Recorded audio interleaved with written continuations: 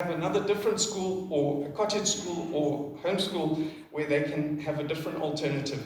But parents are really concerned about these things and want to have a say. And one cannot make a formula that everybody's going to be happy with.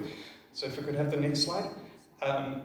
So the solution is to empower parents through the governing bodies, through homeschooling choice, through respecting parental authority, and to also enable renting of facilities.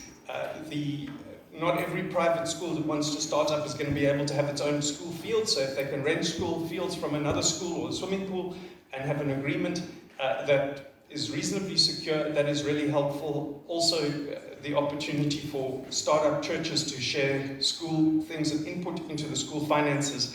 I think that it's going to be much better if there's a 3-year rental period that is allowed rather than a 1-year rental period, because that gives more security to these groups.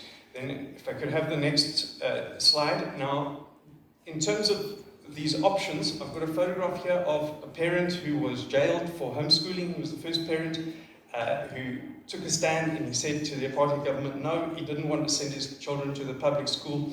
And so they put him in separate jail from his wife and sent the children off to an orphanage. Now, we never want this to happen again. That is Andre and Bokkie Mankies, and they did that for their Christian conviction. So this penalty clause would like to have that distinct, that jail time must be for people who violently intimidate learners to stop them from going to school. It mustn't be for parents who decide to choose homeschooling instead. And a lot of parents are so upset with what is being pushed through the education department, particularly on the sex education issue and on gender issues, that they are not trustful to want to register at the moment. And I think that that is a trust that needs to be rebuilt, but that trust has been very badly damaged. Also, some parents complain of a kind of an assertive bullying approach that they're not happy with. So now, if we go on to the next slide, this proposal would increase the costs of homeschools. They would have to hire consultants, where they're already losing one parent's salary by homeschooling.